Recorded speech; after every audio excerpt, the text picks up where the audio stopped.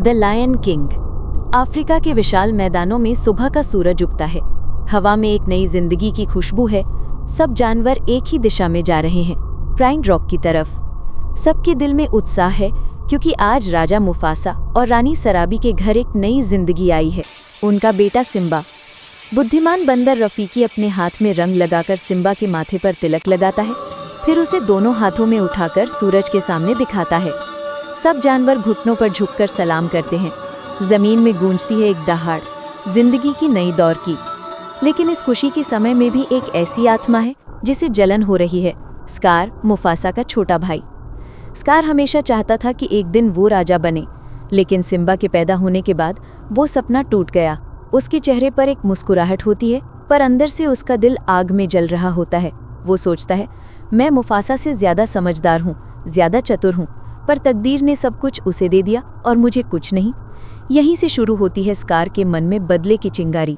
दिन बीते जा रहे हैं। सिम्बा एक मासूम, खुश और एडवेंचरस बच्चा बन गया है। वो अपने पिता मुफासा के साथ जंगल में घूमता है। हर नई चीज में क्यूरियोसिटी भरी है। सिम्बा कहता है, पापा, क्या मैं भी एक दिन आपकी तरह राजा बनूंगा?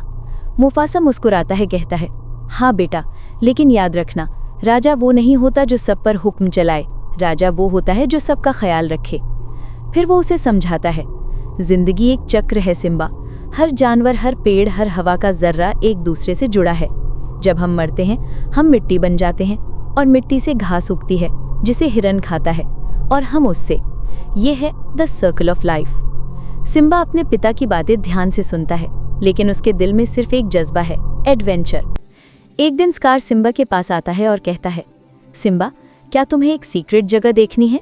तुम्हारे पापा ने कभी नहीं दिखाई होगी। मासूम सिम्बा तुरंत मान जाता है। स्कार उसे ले जाता है एक गहरी घाटी में, जहाँ पे सब कुछ शांत और डरावना लगता है। उसके जाने के बाद स्कार अपने हाइनास के पास जाता है, शेंजी, बंजाई और एड। उन्हें कहता है, तैयार हो जाओ, आज राजा मरेगा और कल मैं राजा बनूंगा। स्कार सिम्बा को घाटी के बीच खड़ा कर देता है और कहता है, यहाँ रुको बेटा, मैं तुम्हारे लिए एक सरप्राइज लाता हूँ। फिर वो हाइनास को इशारा करता है।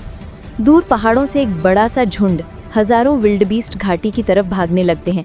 धूल, आवाज और कंपन से पूरी घाटी हिल उठती है। सिम्बा चिल्लाता है, पापा, पापा। दूर से दौड़ता हुआ आता है।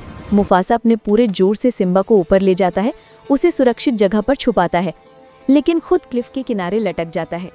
स्कार नीचे आता है, मुफासा का हाथ पकड़ता है और कहता है, लॉन्ग लिव द किंग। फिर उसे नीचे फेंक देता है। सिम्बा नीचे दौड़ता है और अपने पिता के शरीर को हिलाता है, पापा, उठ जाओ ना। पर सब कुछ खत्म हो गया। स्कार उसके पास आता है और कहता है, ये सब तुम्हारी गलती है सिम्बा। अगर तुम यहाँ नहीं आते तो ये सब नहीं होता। अब भाग जाओ और कभी वापस मत आना। सिम्बा आंसुओं में डूबकर जंगल की तरफ भाग जाता है, तन्हा